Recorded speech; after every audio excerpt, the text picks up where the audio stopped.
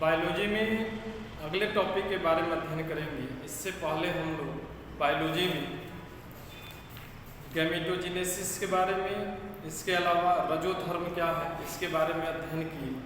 अगला जो टॉपिक होगा वो देखेंगे, वो है निषेचन, फर्टिलाइजेशन है और अंतररोपण है। ठीक है, इम्प्लांटेशन है, इनके बारे में अध्ययन करेंगे।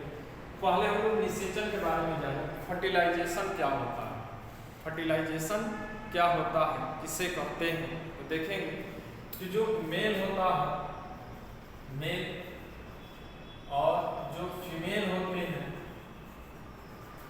मेल से मेल युग्मक बनता है, जैसे शुक्राणु। ठीक है, क्या होता है, शुक्राणु, स्पर्म। ठीक है, और स्पर्म इस प्रकार होता है। और फीमेल जो होती है, फीमेल से जो युग्मक बनता है, गैमीट फीमेल युग्मक बनता है, जिसे हम क्या कहते हैं, अंडाणु कहते हैं, ओवम कहते हैं, ओवम कहते हैं। और ओवम जो होता है इस प्रकार होता है, इसके बारे में हम लोग जान चुके हैं। फिर शुक्राणु और अंडाणु आपस में मिलते हैं, आपस में क्या होते हैं, मिलते हैं। तो शुक्राणु और अंडाणु को आपस में मिलने की क्रिया को ही हम निषेचन कहते हैं। शुक्राणु और अंडाणु को आपस में मिलने की क्रिया को ही हम क्या कहते हैं, निषेचन कहते हैं। या नर युग्मक तथा मादा युग्मक के आपस में मिलने की क्रिया को ही हम क्या कहते हैं, फर्टिलाइजेशन कहते हैं। तो फर्टिलाइजेशन की क्रिया होती है, और फर्टिलाइजेशन की क्रिया होने के फलस्वरूप अगली जो प्रवस्था बनती है उसे हम जाइगोट कहते हैं। ठीक है, फर्टिलाइजेशन क्रिया के फलस्वरूप बनने वाली अगली प्रवस्था जो होती है उसे हम जाइगोट कहते हैं। फिर इसी जाइगोट में विदलन होता है, जिससे मारुला, ब्लास्टुला, गैस्टुला, फिर भ्रूण का निर्माण होता है। ठीक है, तो इस प्रकार ये निषेचन क्रिया होती है। इसी निषेचन क्रिया को हम अब डिटेल में पढ़ेंगे, किस प्रकार निषेचन क्रिया होती है। ठीक है, यहाँ पर देखेंगे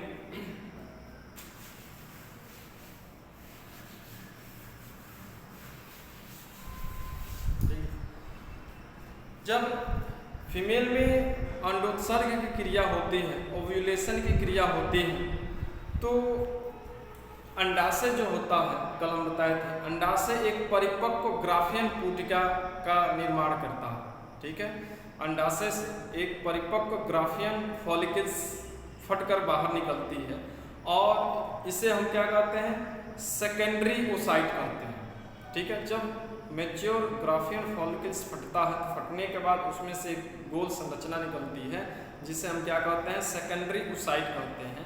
और यही सेकेंडरी ओसाइट जो होती है यह गर्भाशयी नाल में आ जाती है। किस में आ जाती है, गर्भाशयी नाल में आ जाती है। गर्भाशयी नाल में जब आती है तो यहाँ पर भी देखेंगे कि जब इसमें विभाजन होता है, तो आप लोग को गैमेटोजेनेसिस क्रिया में ओजेनेसिस क्रिया में बताए थे कि जब इसमें विभाजन क्रिया होती है तो दो प्रकार की कोशिकाएं बनती है, एक फर्स्ट पोलर बॉडी बनता है और एक सेकेंडरी ओसाइट बनता है। तो फर्स्ट पोलर बॉडी जो होता है वो आकर इग सेल से या ओवम्स के साथ आकर चिपक जाती है, उसके साथ जुड़ जाती है। और फिर यह secondary polar first polar body जो होती है यह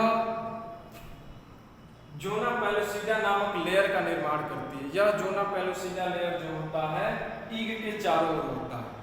ठीक है, ईग के चारों ओर एक लेयर का निर्माण करती है, जिसे हम जोना पेलोसिडा कहते हैं। और इस जोना पेलोसिडा के चारों ओर फिर से एक और लेयर की निर्माण करती है फर्स्ट पोलर बॉडी, जिसे हम कहते हैं कोरोना रेडिएटा। इस प्रकार फर्स्ट पोलर बॉडी जो है दो लेयर का निर्माण करती है।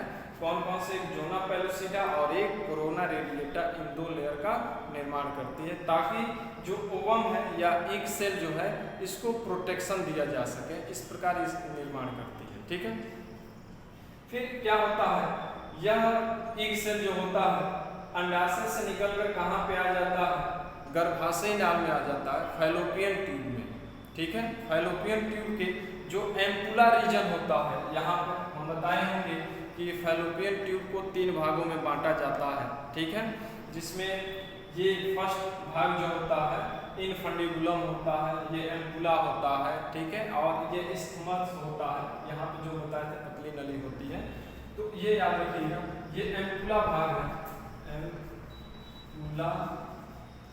एम्पुला रीजन है, ठीक है।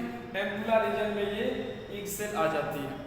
इधर से क्या होता है, इधर से जब नर और मादा, मेल और फीमेल मैथुन क्रिया करते हैं तो मेल के इस स्खलन क्रिया होने से शुक्राणु निकलते हैं और वो शुक्राणु योनि मार्ग से होते हुए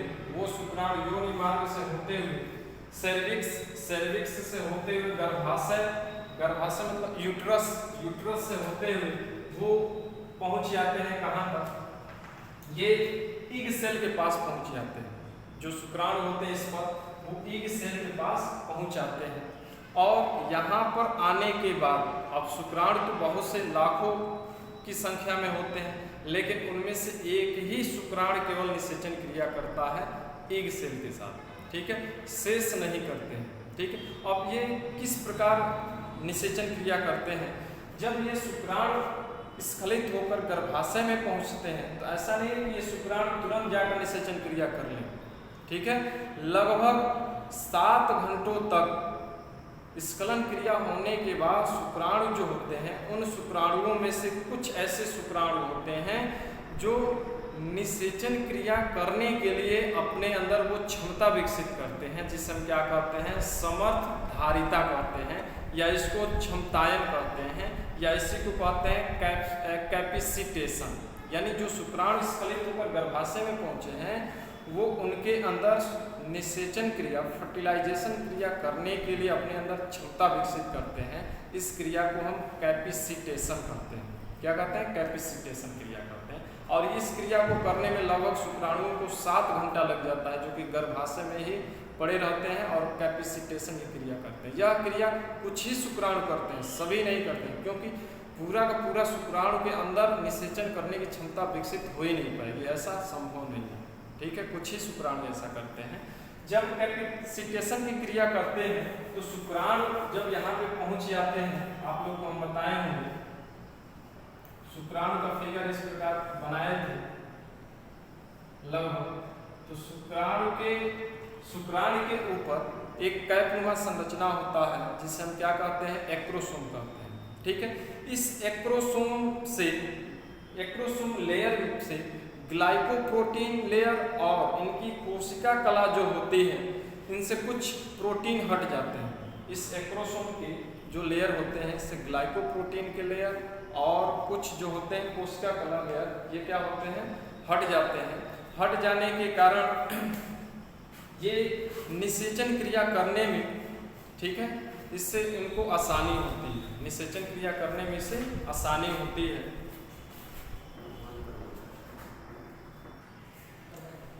देखेंगे कि इसमें जो शुक्राणु है, शुक्राणु के एक्रोसोम के लेयर में जो ग्लाइकोप्रोटीन होता है और कोशिका कला होती है, वो उससे प्रोटीन हट जाते हैं, ठीक है, जिनके कारण इनके अंदर कैपेसिटेशन की क्षमता आ जाती है, ठीक है, यानी निषेचन क्रिया करने की क्षमता आ जाती है। और ये आसानी से जो जोना पेलुसिडा है और कोरोना रेडिएटा लेयर है उसको भेदने की इनमें क्षमता आ जाती है, ठीक है। जो ही ये शुक्राणु फैलोपियन ट्यूब से होते हुए एम्पुला रीजन में आते हैं तो यहीं पे निषेचन क्रिया होती है। यहीं पे क्या होती है, निषेचन क्रिया होती है। और मान लीजिए यहाँ पे शुक्राणु जो है यहाँ पे आ गए हैं, इस प्रकार शुक्राणु आ गए हैं, तो इसके चारों ओर बहुत से शुक्राणु होंगे, एक नहीं शुक्राणु होंगे। ये शुक्राणु क्या करेंगे, सबसे पहले कोरोना रेडिएटा लेयर को क्या करेंगे, भेदेंगे, ठीक है। फिर यह शुक्राणु इस लेयर के पास पहुंचेंगे, जोना पेलुसिडा लेयर के पास जब पहुंचते हैं तो इसको भी शुक्राणु क्या करते हैं, भेद देते हैं। लेकिन सभी शुक्राणु नहीं भेदेंगे, उनमें से सबसे पहले जो शुक्राणु भेद कर प्रवेश करके जो ईग सेल होता है, ईग सेल के जो कोशिका कला होती है उसके साथ जुड़ता है, त्यों ही ईग सेल जो होती है या ओपन जो होती है एक विशेष प्रकार के एंजाइम स्रावित करती है। इस एंजाइम्स के प्रभाव के कारण जो जोना पेलुसिडा जहाँ पे छिद्र बना रहता है वो छिद्र बंद हो जाता है, जिनके कारण एक ही शुक्राणु में प्रवेश करता है, शेष शुक्राणुओं के लिए रास्ता बंद हो जाता है, ठीक है, जो ही एक शुक्राणु प्रवेश किया जोना पेलुसिडा को पेनिट्रेट करके, छेद करके, और ईग सेल के कोशिका कला से, सेल मेम्ब्रेन से जो ही चिपका या जुड़ा, त्यों ही ईग सेल एक एंजाइम स्रावित करती है और जोना पेलुसिडा को जहाँ पर छिद्र रहता है लेयर, वो बंद हो जाता है। इस प्रकार अन्य शुक्राणुओं को प्रवेश होने के लिए मार्ग समाप्त हो जाता है। अब वो शुक्राणु जो ही ईग सेल के पास पहुँचता है, ठीक है, वो ईग सेल के सेल मेम्ब्रेन को पेनिट्रेट कर देता है, इससे होते हुए इसमें पेनिट्रेट करके यहाँ पे पहुँच आए। शुक्राणु ईग सेल के अंदर प्रवेश कर जाता है। जो ही ईग सेल के अंदर प्रवेश करता है शुक्राणु, त्यों ही उसमें सेकेंड मैचुरेशन प्रारंभ हो जाता है। जो आप लोग को ओजेनेसिस में हम बताए थे कि मैचुरेशन फेज होता है, मैचुरेशन फेज 2 होता है। एक जो होता है फर्स्ट मैचुरेशन फेज, ठीक है, और एक होता है सेकेंड मैचुरेशन फेज। अब सेकेंड मैचुरेशन फेज यहाँ पे स्टार्ट हो जाता है, जिसके कारण ईग सेल में पुनः अर्धसूत्री विभाजन क्रिया होती है, ठीक है, जिनके कारण 2 कोशिकाएं पुनः फिर बनती हैं। एक सेकेंड पोलर बॉडी बनता है और एक जो होता है वो ओवम बनता है। एक जो होता है सेकेंड पोलर बॉडी बनता है और एक अब जाकर यहाँ पे ओवम बन गया। ओवम बनने के बाद ही यह जो शुक्राणु ईग के अंदर प्रवेश कर गया है, ईग सेल के अंदर प्रवेश कर गया है, ये अपने न्यूक्लियस में कुछ परिवर्तन करता है, अपने केंद्रक में कुछ परिवर्तन करता है, ठीक है, जिसे मेल प्रो न्यूक्लियस कहते हैं। और फीमेल के अंदर भी जो ये न्यूक्लियस होता है, इसमें भी कुछ परिवर्तन होता है, जिसे हम क्या कहते हैं, फीमेल प्रो न्यूक्लियस कहते हैं, ठीक है। ये दोनों न्यूक्लियस में जब परिवर्तन हो जाता है, प्रो न्यूक्लियस बन जाता है, तो ये दोनों न्यूक्लियस आपस में क्या होता है, आपस में फ्यूजन होता है, आपस में समेकन होता है, हिंदी में समेकन कहेंगे, फ्यूजन होता है। आपस में दोनों न्यूक्लियस क्या होंगे, ये मान लिया जाए ये मेल का न्यूक्लियस है और ये फीमेल का न्यूक्लियस, ये दोनों आपस में मिल जाते हैं। और जो ही आपस में मिलते हैं, ठीक है, निषेचन क्रिया हो जाती है और निषेचन क्रिया होने के बाद इसमें एक न्यूक्लियस बन जाता है, देखें एक न्यूक्लियस बन जाता है और यह एक न्यूक्लियस के रूप में होता है, ठीक है। दोनों न्यूक्लियस के जो भी जेनेटिक मटेरियल होते हैं वो आपस में एक दूसरे से मिल जाते हैं और एक न्यूक्लियस बन जाता है, ठीक है। शेष जो ही फर्टिलाइजेशन की क्रिया होती है, कोरोना रेडिएटा धीरे धीरे लेयर ये समाप्त हो जाता है। अब जोना पेलुसिडा लेयर अभी बना रहता है, क्योंकि जोना पेलुसिडा रहेगा तभी वो एक सेल को प्रोटेक्शन देगा। अगर ये भी समाप्त हो जाएगा तो एक सेल जो बचा रहेगा वो नष्ट हो जाएगा, ठीक है। तो जोना पेलुसिडा लेयर बड़ा रहता है अभी और कोरोना रेडिएटा क्या होता है, समाप्त हो जाता है। फिर ये निषेचन क्रिया जब हो जाती है तो भ्रूण का निर्माण, सॉरी जाइगोट का निर्माण होता है। क्या होता है, जाइगोट का निर्माण होता है। तो जाइगोट का निर्माण यहीं पे हो जाएगा, यहीं पे जाइगोट का निर्माण हो गया, ठीक है। और यही जाइगोट जब धीरे धीरे इनमें विदलन क्रिया होती है, ठीक है, तो विदलन क्रिया के फलस्वरूप यही जाइगोट देखिए 3 अवस्थाओं से होकर गुजरेगा। यही जाइगोट जो होता है, ठीक है, मारुला, मारुला में फिर ब्लास्टुला, फिर गैस्ट्रुला, गैस्ट्रुला, इन सभी संरचनाओं में धीरे धीरे चेंज हो जाता है और अंत में गैस्ट्रुला से एम्ब्रियो बनता है,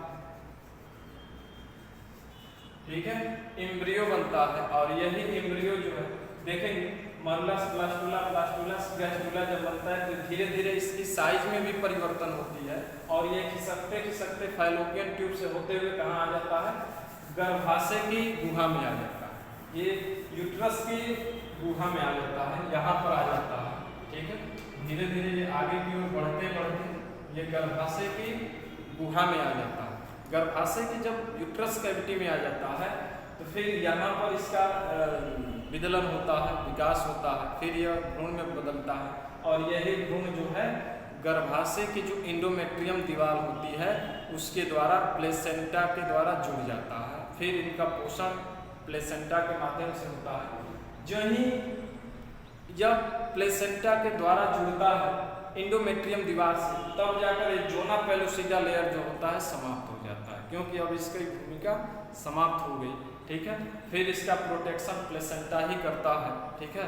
तो इस प्रकार भ्रूण का निर्माण होता है, भ्रूण से शिशु बनता है और फिर उचित समय आने पर उसकी जन्म होती है। तो हम लोग केवल अभी फर्टिलाइजेशन के बारे में पढ़े हैं कि फर्टिलाइजेशन क्रिया किस प्रकार होती है, ठीक है। आगे हम लोग पढ़ेंगे, देखेंगे जो अगला टॉपिक है वो हम पढ़ेंगे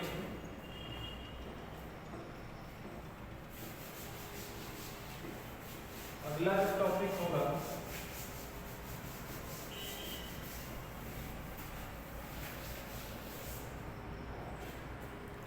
अगला टॉपिक जो होगा मानव में भ्रूण विकास।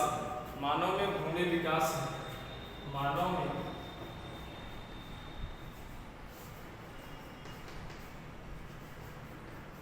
भ्रूण विकास, ठीक है।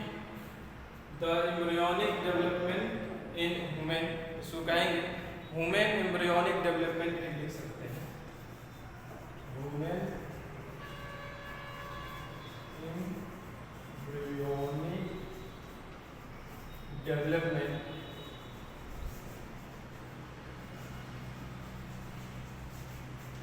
ये ना ह्यूमन एम्ब्रियोनिक डेवलपमेंट है। मानव में भ्रूण का विकास किस प्रकार होता है इसके बारे में जानेंगे। देखेंगे कि जो भ्रूणी विकास होता है, भ्रूणी विकास में पहले जो जाइगोट है उसमें विदलन क्रिया होती है, क्लीवेज की क्रिया होती है, ठीक है। और क्लीवेज क्रिया होने के बाद ये प्रथम प्रवस्था जो बनती है वो मरुला बनती है। क्या बनती है? मरुला बनती है। तो किस प्रकार मरुला का निर्माण होता है ये देखेंगे कि जो जाइगोट होता है, ठीक है, जाइगोट जो होता है, ध्यान दीजिएगा, जाइगोट यह एक कोशिकी कोशिका होता है, एक कोशिकी कोशिका होता है, ठीक है, यूनिसेलुलर होता है। और इसी में कोशिका विभाजन, समसूत्री विभाजन क्रिया होती है, ठीक है। जाइगोट की जो साइज होती है वो लगभग 0.1 mm की होती है, 0.1 mm इसकी व्यास होती है, ठीक है। और निषेचन के 1 घंटे बाद इसमें विदलन क्रिया प्रारंभ हो जाता है, ठीक है। फिर इसमें समसूत्री विभाजन क्रिया होती है, माइटोटिक डिवीजन होता है। और समसूत्री विभाजन क्रिया होने से जाइगोट जो होता है, ये मान लीजिए जाइगोट, इस जाइगोट में कोशिका विभाजन जब होता है तो पहले एक कोशिका से 2 कोशिका बनता है, 2 से 4 बनेगा, 4 से 8 बनेगा और 8 से 16 कोशिका का निर्माण होता है। इस प्रकार 16 कोशिका का जो निर्माण होता है और जो प्रवस्था बनती है उस प्रवस्था को ही हम मारुला कहते हैं। क्या कहते हैं? मारुला कहते हैं। यही मारुला में चेंज हो जाता है। इनमें कोशिका जब विभाजन होता है, मान लीजिए ये जाइगोट है तो इसमें 2 कोशिका बन गई। अब 2 से क्या होगा? 4 बन जाएंगे, ठीक है। अब 4 से क्या होगा? 8 कोशिकाएं बनेंगी। इस प्रकार लिखते जाइए, ठीक है।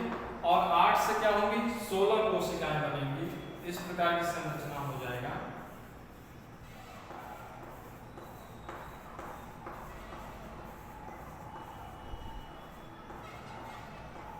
इस प्रकार एक छोटी सी फुटबॉल जैसी संरचना बन जाती है, ठीक है। और इनमें कोशिकाओं की संख्या कितनी होती है? 16 होती है। इस प्रकार छोटे छोटे इसमें छोटे पूरक खंड या ब्लास्टोमियर या 16 कोशिकाओं का निर्माण हो जाता है। इसी अवस्था को हम मारुला कहते हैं। इसी क्या कहते हैं? मारुला, ठीक है। क्या बनता है? मारुला बनता है, ठीक है।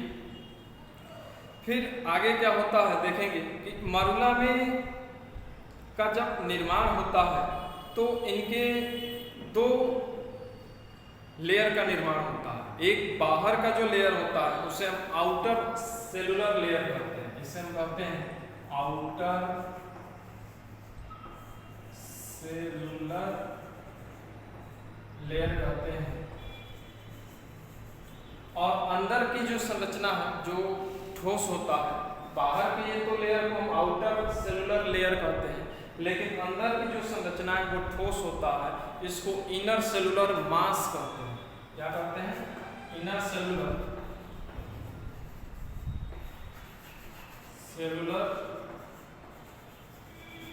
मास करते हैं। इस प्रकार मारुला में, ठीक है, दो क्षेत्र दिखाई देते हैं, दो भाग दिखाई देते हैं। एक बाहर की ओर जो आउटर सेलुलर लेयर होता है, अंदर की ओर मास जैसी संरचना दिखाई देता है जो ठोस होता है, उसे हम क्या कहते हैं, इनर सेलुलर मास कहते हैं। ठीक है, अब क्या होता है, ब्लास्टोसिस्ट का निर्माण होता है। इसके बाद मरुला के बाद ब्लास्टोसिस्ट का निर्माण होता है।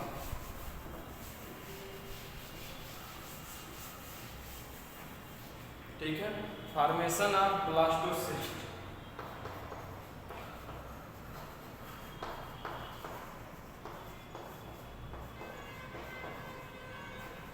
ब्लास्टोसिस्ट,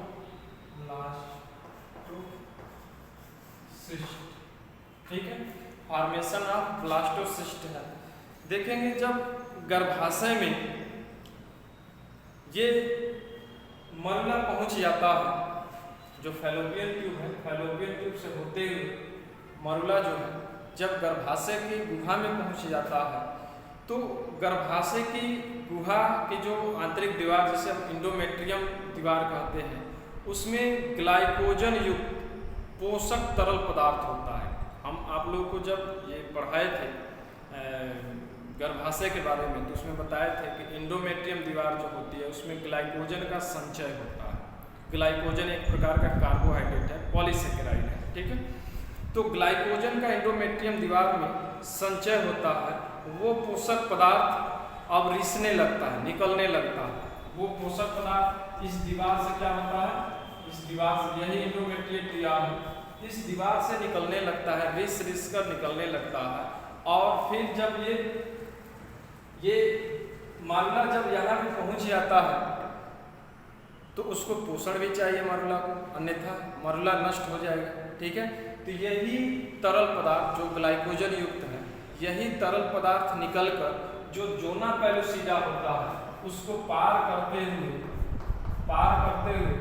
मरुला के अंदर प्रवेश करता है, जिनके कारण भीतर के भ्रूण जो है, जोना पेलुसिडा के जो अंदर है, उनको पोषण प्राप्त हो सके। ठीक है, तो इस प्रकार पोषण प्राप्त होता है। इसके साथ साथ जब ये तरल पदार्थ मरुला के अंदर प्रवेश करता है, तो जो आउटर सेलुलर लेयर होता है और इनर सेलुलर मास होता है, इन दोनों के मध्य, ठीक है, इन तरल पदार्थ का इकट्ठा हो जाता है। ये तरल पदार्थ जो होता है दोनों के मध्य आकर इकट्ठा हो जाता है, जिनके कारण एक गुहा का निर्माण होता है। इस प्रकार का गुहा बनता है। ये फिगर बना दिया जाता है।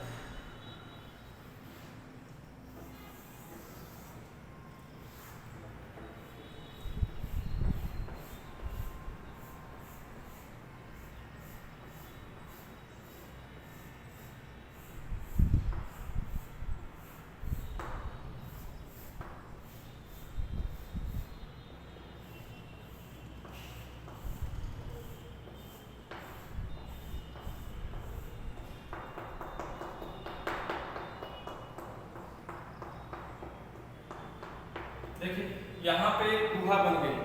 ठीक है, ये जो भाग है ये क्या है, आउटर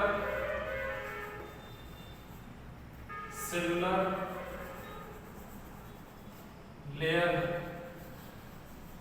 और ये जो है ये है इनर सेलुलर मास।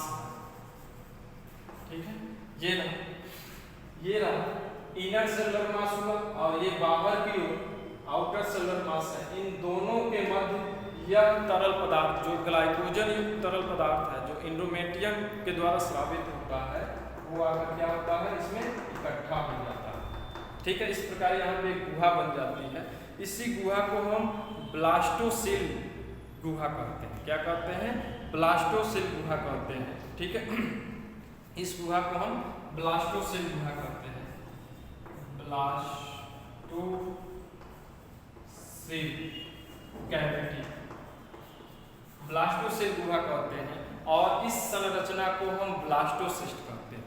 ठीक है, जब उसी मरुला के अंदर ब्लास्टोसिल गुहा जब बन जाती है, तो एक फिर नए संरचना में रूपांतरित हो जाता है मरुला। उस संरचना को हम क्या कहते हैं, ब्लास्टोसिस्ट। क्या कहते हैं, ब्लास्टोसिस्ट कहते हैं। जब ब्लास्टोसिस्ट का निर्माण हो जाता है, ठीक है, तो ये ज़ोना पेलुसिडा लेयर समाप्त हो जाता है। अब इसका काम खत्म, ठीक है। जो ही ब्लास्टोसिस्ट का निर्माण होता है, ज़ोना पेलुसिडा जो लेयर होता है वो समाप्त हो जाता है। अब क्या होता है, ज़ोना पेलुसिडा जो ही समाप्त होता है त्यों ही इसके देखेंगे कि जो इनर सेलुलर मास होता है इसके बाहर ये कोशिकाएं बनता है। ये कोशिकाएं मिलकर एक लेयर का निर्माण करता है जिसे हम ट्रोफोब्लास्ट लेयर कहते हैं। क्या कहते हैं? ट्रोफोब्लास्ट।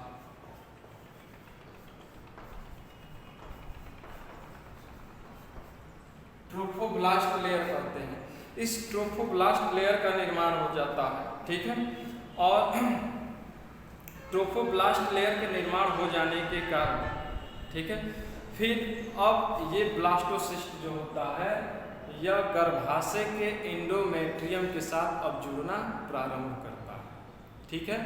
जो ही जुड़ने की कोशिश करता है, ट्रोफोब्लास्ट लेयर की जो कोशिकाएं हैं इनमें विभाजन क्रिया होती है, जिसके कारण दो प्रकार की कोशिकाएं बनाती हैं। एक जो कोशिका होता है, ठीक है, वो होता है सिंसिशियल लेयर होता है। क्या होता है? सिंसिशियल लेयर होता है। जिसको मिटाना पड़ेगा, थोड़ा नीचा आता है।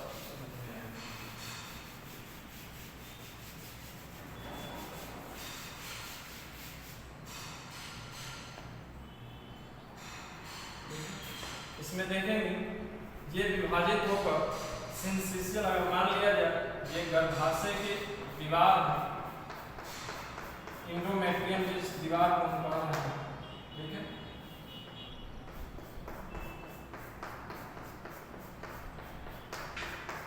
तो ये लेयर जो है विभाजित होकर दो लेयर बनाता है। एक लेयर बनाता है सिंसिशियल लेयर बनाता है। सिंसिशियल लेयर जो होता है यह लेयर किसके साथ जुड़ जाता है? एंडोमेट्रियम लेयर के साथ जुड़ जाता है, उसके साथ चिपक जाता है, ठीक है।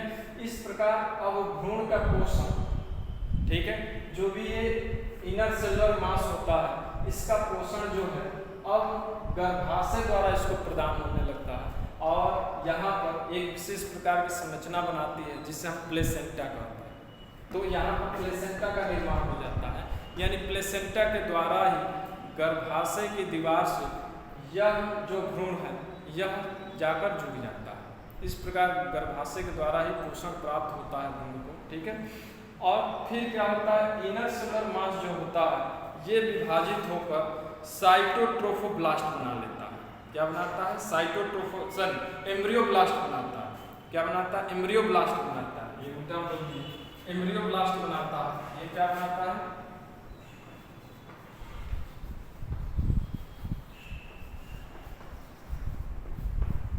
एम्ब्रियोब्लास्ट बनाता है। यही एम्ब्रियोब्लास्ट जो है भावी भ्रूण का निर्माण करता है। यही एम्ब्रियोब्लास्ट जो होता है भावी भ्रूण का निर्माण करता है, ठीक है। इस प्रकार भ्रूण का निर्माण हो जाता है और दूसरे अंतरारोपण भी हो जाता है। प्लेसेंटा के द्वारा जब एंडोमेट्रियम दीवार के साथ जब ये भ्रूण जुड़ता है तो इस क्रिया को ही हम क्या कहते हैं? अंतररोपण कहते हैं। क्या कहते हैं? अंतररोपण कहते हैं, इम्प्लांटेशन कहते हैं। तो इस प्रकार भ्रूण का इम्प्लांटेशन हो जाता है और फिर यह भ्रूण गर्भाशय में रहकर ही विकास करता है और विभिन्न पूर्वावस्थाओं से गुजरते हुए एक परिपक्व शिशु का रूप धारण कर लेता है, जो उचित समय आने पर, ठीक है, इसका जन्म होता है। तो आज के लिए बस इतना ही। कल फिर इसके अगले वाले टॉपिक के बारे में अध्ययन करेंगे।